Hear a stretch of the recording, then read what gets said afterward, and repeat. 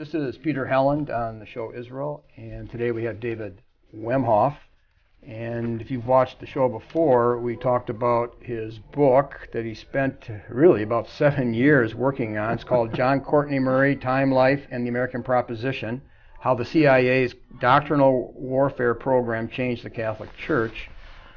I finished that 2 years ago. But since that time, he's been working on honing some of the themes in here and applying them to where we are.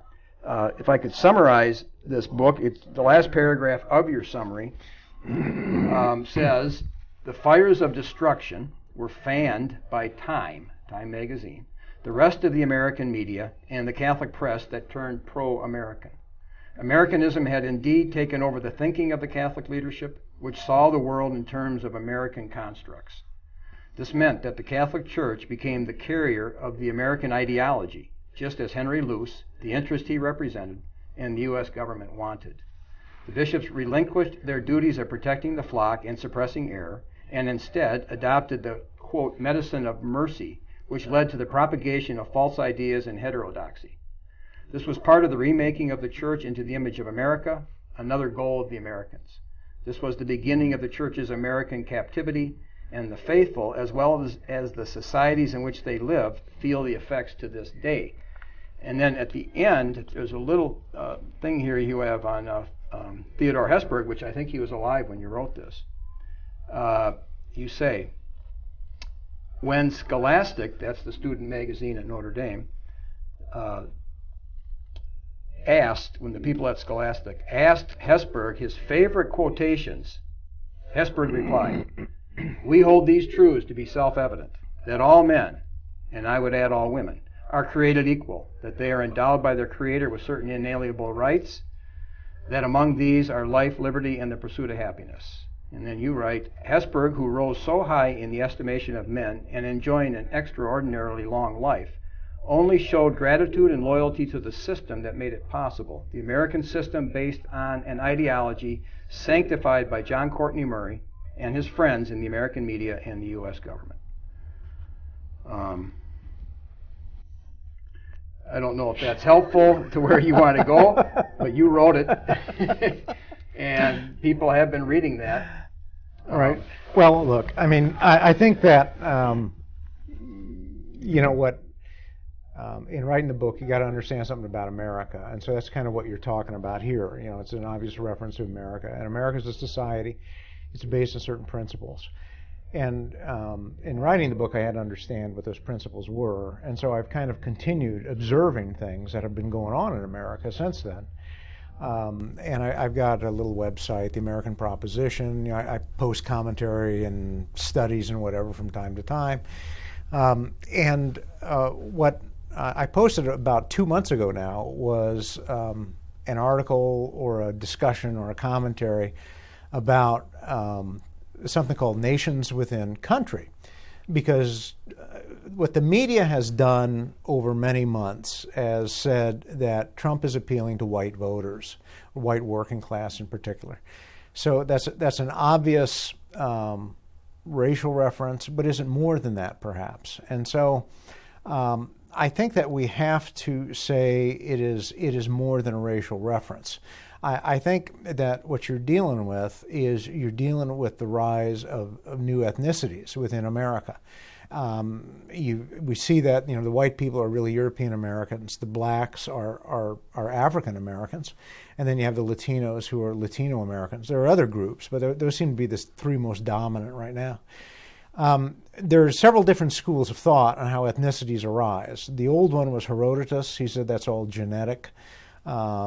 Essentially, and then there was Max Weber and his progeny, which said no, it can be taught. And then there's the Catholic idea, which I reference in my commentary. The Catholic idea was presented by John Cardinal Wright. He was a cardinal in the Catholic Church, and he wrote his doctoral thesis literally on the eve of World War II, before the United States got into it. It came out actually on December 8th, 1941. But his doctoral thesis talked about national patriotism and national societies, and what is a nation, what is a group of people. And you could say Herodotus represented, the genetic makeup of the ethnicity. You could say Weber dealt with perhaps the artificial construction of ethnicity, but Wright and the Catholics kind of stand in the middle and say, it's a little bit of each. And he says, race is a factor, but it's not the factor. There are other factors. There's a time and there's a history. To build a nation, there are customs that are together. There's a common language that you can have that can build that nation. And then he says that a nation can arise if it's based on the proper moral order, which is essentially the Catholic doctrine, the Catholic faith. Well, you've never really had the Catholic faith as a basis of any policies in this society. You've always had sort of a corrupt type of Christianity in one form or another. That's been there, but all the same, you've had this identity of three different groups that have arisen, and we don't know what happened to Charlottesville, which was a week or so ago. We'll hear different stories, but none of us here knows really what happened, and that's probably why the president has ordered an investigation into it. Let's find out exactly what happened. Okay, so everybody sees it from a different point of view. But what actually happened, we don't know. But what we do know with certainty is how the media is reporting on it and what the media is saying. And you can tell by their choice of words and by their tone and by how they present things, what they're saying. And they're saying, white supremacy is bad. Well, what's the significance of that? I mean, what is white supremacy to begin with? Well, it is. It's largely racially based. It says, our race is who we are, and we're better than everyone else. And yeah, that is bad. I mean, no one race is better than another race. But what you do have is you have different characteristics and capabilities of the different races, and those are important. That's an important factor. In addition to history and culture and the different challenges that people have met over the years in forming an ethnicity. So it is a factor that goes into that. Okay, but maybe this is a crude example, but when you're in high school, school pride was like so important, so Right. So that was a great thing. Oh, and to feel like you're better than this other team Yeah. wasn't a bad thing. So when you say white supremacy is automatically a bad thing, people have a right to ask, tell me why. Okay. Well, I think what they're going at, and that's fair. It's a fair question. I think that's a fair question. People do have that right to ask, why is that a bad thing? And the answer generally comes back as well. It's based on racial differences, and that somehow white people are superior to black people or other people. Well, what's a white person? Well, you're talking about somebody of European American descent. They've got some kind of European descent in there. That's what you're dealing with. Now, there's some ramifications of that. The reality is when they denounce white supremacy, a lot of people the question has to be raised: are they also denouncing a white identity, a white ethnicity? Because what you have in America is you have these foundational ideas which really eschew or reject ethnicity. I mean, that was Thomas Paine and common sense. But that's an ideology. And so what you keep having is you have these groups that coalesce and have some identity. And so this identity is always a danger to individualism. So you've always got liberalism versus nationalism. What you've got is liberalism, the form which formed America, versus nationalism, which is the idea that I'm a certain ethnicity. Maybe I'm a European American, maybe I'm an Indian, Asian Indian, maybe I'm a Russian, whatever. Okay, and so liberalism is at war with nationalism, and it's always had that battle. And why is that battle there? Because as Fonfani explained, and I think Amintore Fonfani is probably the most brilliant thinker of our time in many ways.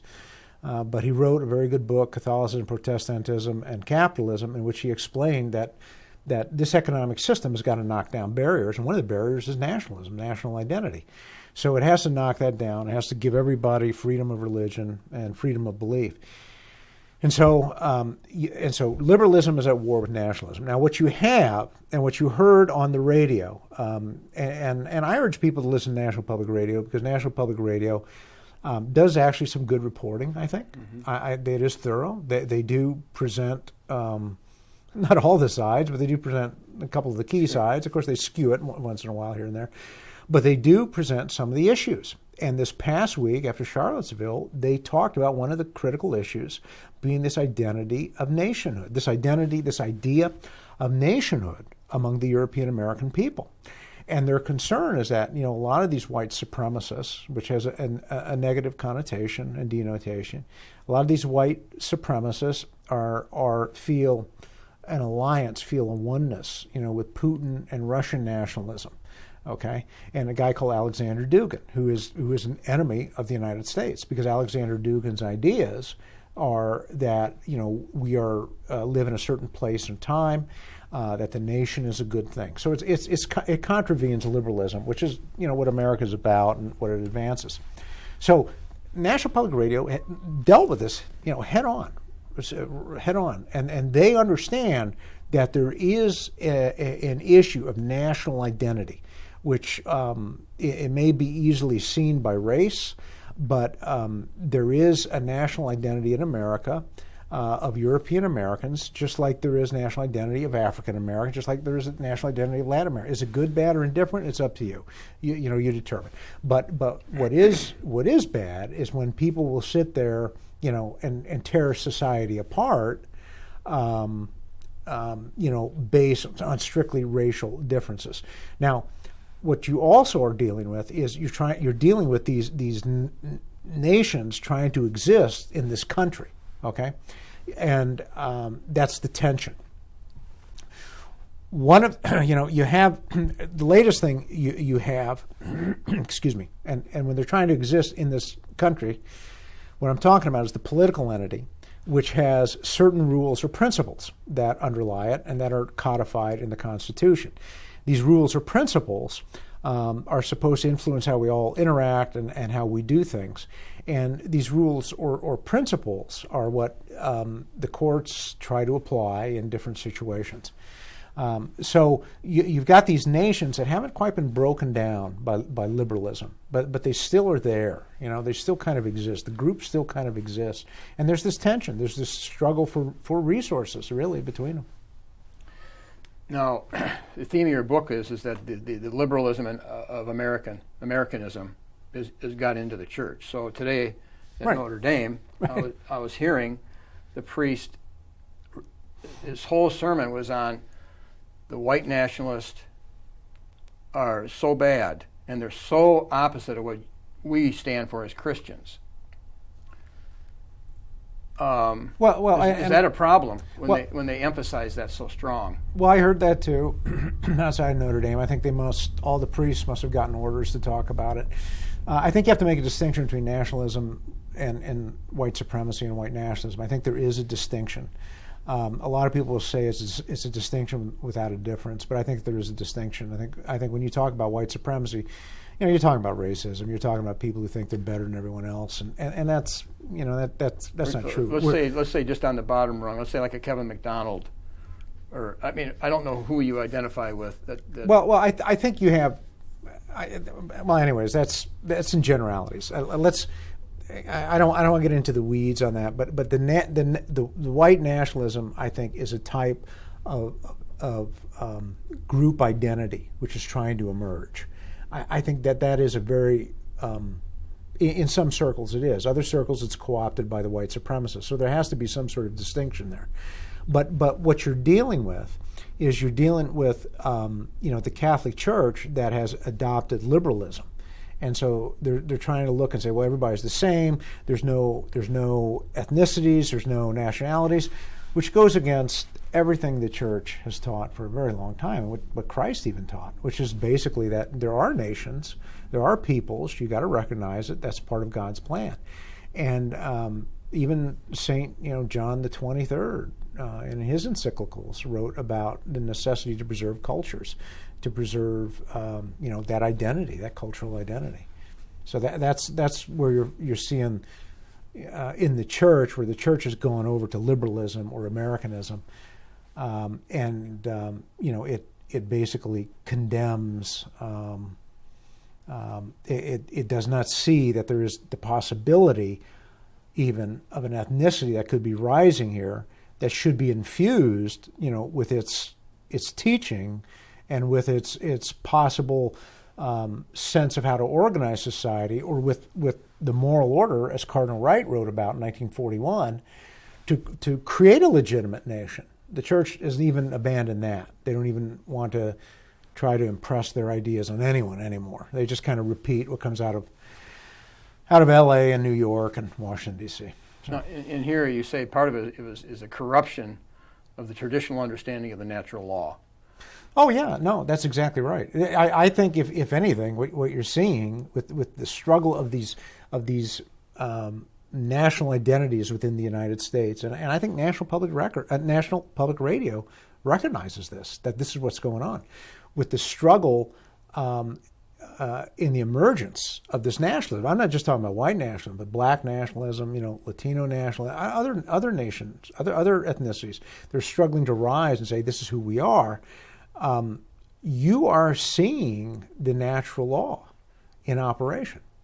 Now, nowadays, we were joking about this before, nowadays the natural law to Catholics now basically means putting your penis in the right hole. I mean, that's really what it means. They've reduced it to something like it's lost all other significance. I'm sorry, and don't have an abortion.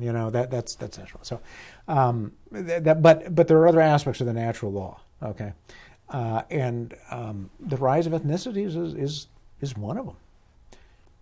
But ethnicities are important because just even running a home, the relationships historically have always fallen back on certain traditions within an ethnicity that grounds itself. Well, the ethnicity is an extended family. It is a larger society. So you can have a nuclear family, a husband and wife and 3, 4, 5, 6, 7, 8 kids, whatever. But if the society around them is not like that, and not like them, then they're going to come to become like that society around it. What I'm saying is the higher comes to control the lower, the public comes to control the private. Those are fundamental principles in any society. So in America, what you got is a society that exists under these liberal tenets, capital L, liberal tenets, liberal system of organization. And the family has come to reflect that. And we've talked about this. The family has come to reflect that. There's, authority is shared between the man and the wife. Whether you agree or disagree with this, I think that there is a certain way of organizing society that you can glean from the scriptures. There is a certain way of organizing families that you can glean from the scriptures. I'm not necessarily endorsing it. I'm not approving it because I know this is going out to all sorts of people. But I'm just saying you can glean that from the scriptures. You can come to accept that there is a patriarchy, as one person says, or a hierarchy in the family with the husband, with the man at the top, then the wife, and then the kids. And so I'm saying that can come from the scriptures. I think that was something from a long time that the Catholic Church advanced, but I don't think the Catholic Church does it anymore. Leadership doesn't do that anymore because they have adopted, once again, the principles of liberal organization that form America and basically do away with legitimate authority. That's what you have with the press and necessarily with democracy. As you read de Tocqueville and you try to figure out what's he talking about, democracy. He's talking about the ability to negate or the ability to check any sort of legitimate authority, whether that authority be the President of the United States who's been elected. And we saw that, in the last couple of weeks, whether you agree with Trump or not. I'm not saying I agree with Trump. I'm not saying I support Trump. Whether you agree with Trump or not, he's standing up there explaining his position, and the media just vilified him for that. Right, and so they're they're tearing down his authority by doing that. Right, and the scriptures address that issue a lot because chiefly them who despise authority. I mean, you have all these scriptures, and in the beginning of your book, you quote 2 Peter chapter 2, and in 2 Peter, it talks about those who despise dignities, those who that challenge authority. That as Christians, we rarely speak evil of those in authority. I mean, there's a huge check on us. Well, there's always a check on those in authority. That's what this system allows. This system allows the free press. The free press is part of the social control and social and political control. Okay? The fact that you can have anybody write or say whatever they want means that they're part of that social control. Now, that's being tested, isn't it? In Boston, we just saw where there was a protest, and you had the anti-free speech people come up and say, no, we can't have hate. So what's going on here? You know, we've got to turn off that speech that's considered hate speech. So you know, what's going on? Well, like a lot of the principles in liberalism, they contradict themselves, or at some point there's a contradiction. Okay, so there's always this contradiction. So what were really the principles about? Well, the principles were about trying to, once again, go back to Amatore Fanfani, eliminate all barriers. All barriers Which is another way of saying all authority in a sense. So all power will go to the powerful private interests. That's what it's about. Now, people can be with those powerful private interests. That was a door that was open. That was open with the American Revolution. If you're good enough, you're smart enough, you can move up, you can do it. You can move throughout society. Money is the way that allows you to do it. Now, some people are given the ability to write or talk or pursue whatever they want in this society. So that is also, again, another form of control. Because when you give people what they want and let them say what they want, they're a lot easier to control. That's the reality. No. Gordon S. Wood wrote how radical the American Revolution was. In here you said we're the first secular state in history. Yeah. In your introduction. That's right. And that means that we're the first country that didn't acknowledge a deity. And for a Christian, on the surface claiming to be Christian, it's obscured that in fact our Declaration of Independence, but it's not considered a document you can argue in court necessarily. But our Constitution does not acknowledge God. There's no recognition of God, which is revolutionary. And the effect of that, like you were saying, is that it's overtaken the church. The values of this system, the political system, have ended up taking over the church. Yeah, I think that's right. The values of liberalism, of how to structure society. So the authority structure that Christianity brings has been severely weakened. Yeah. In other words, let's say the authority of the father, which comes right from God into the family. Sure. But legally, it's hard to claim authority from God in our legal system. Yeah, it's by consent. More and more it's by consent. Which means people have to agree to it, which means they got to like it, which means people's likes and dislikes can be manipulated. Right. So when you're in the home, I think that can translate to the husband-wife relationship. That it's seen as wrong if you're kind of like telling your wife what to do. You have to kind of work together, get consent. Well, I can see how that develops in this kind of society. Sure, I can see how that develops because that's what you have at the larger society. And these people who are talking about, you know, a lot of them are religious people. They're Catholics or Protestants or whatever. But they're talking about how the family is so important to society. The family has got to be protected by a larger society. That's what the ethnicity did. That's what the old, nation state did.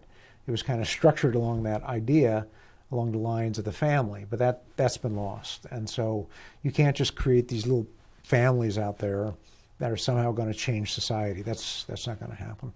No, because they can't resist. They can't resist the onslaught of these values. Right. That challenge the authority structure of the family. And see, that's where the church, the Catholic Church, was so valuable, and it is valuable. I mean, the Catholic Church is probably the biggest supporter, of liberalism around the globe and of America. And I think that what keeps the system going is largely the unquestioning acceptance, of this hundreds of millions, couple billion people Catholic Church. They continue to accept it and go with whatever comes out of America as being good. Just have to work with it. Right, and we're right here at Notre Dame, South Bend. And the universities, the professors don't challenge this. I mean, it's not like they're inviting you every day to, they're not inviting you to, let's talk about the ideas in your book. Yeah. They would tend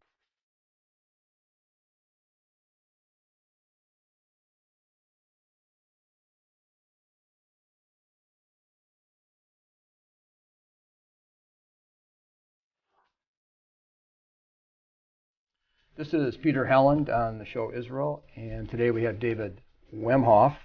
And if you've watched the show before, we talked about his book that he spent really about 7 years working on. It's called John Courtney Murray, Time, Life, and the American Proposition, How the CIA's Doctrinal Warfare Program Changed the Catholic Church.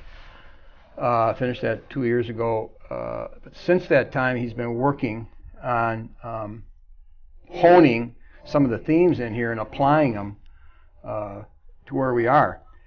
If I could summarize this book, it's the last paragraph of your summary says, the fires of destruction were fanned by Time magazine, the rest of the American media, and the Catholic press that turned pro-American. Americanism had indeed taken over the thinking of the Catholic leadership, which saw the world in terms of American constructs. This meant that the Catholic Church became the carrier of the American ideology, just as Henry Luce, the interest he represented, and the U.S. government wanted. The bishops relinquished their duties of protecting the flock and suppressing error, and instead adopted the, quote, medicine of mercy, which led to the propagation of false ideas and heterodoxy. This was part of the remaking of the Church into the image of America, another goal of the Americans.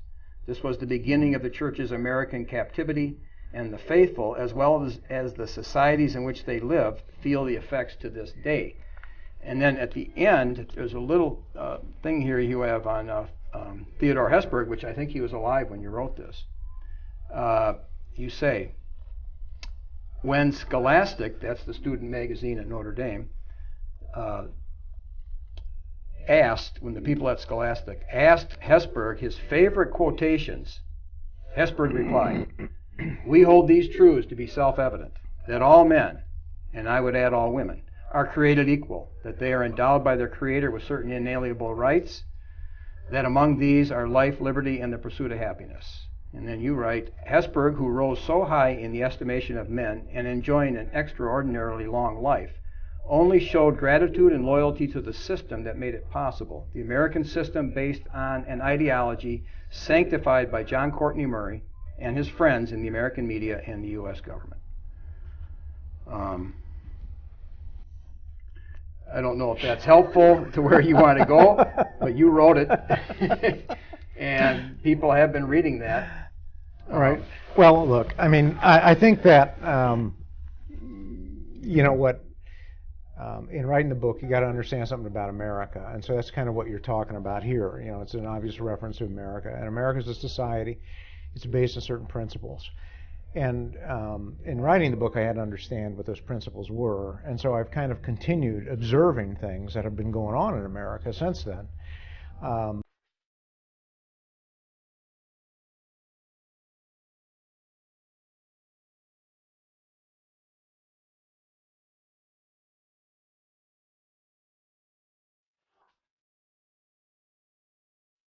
This is Peter Helland on the show Israel, and today we have David Wemhoff.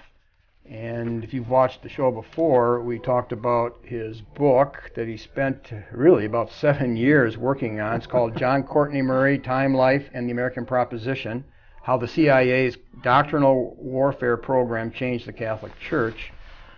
Finished that 2 years ago. But since that time, he's been working on honing some of the themes in here and applying them to where we are. If I could summarize this book, it's the last paragraph of your summary says, the fires of destruction were fanned by Time magazine, the rest of the American media, and the Catholic press that turned pro-American. Americanism had indeed taken over the thinking of the Catholic leadership, which saw the world in terms of American constructs. This meant that the Catholic Church became the carrier of the American ideology, just as Henry Luce, the interest he represented, and the U.S. government wanted.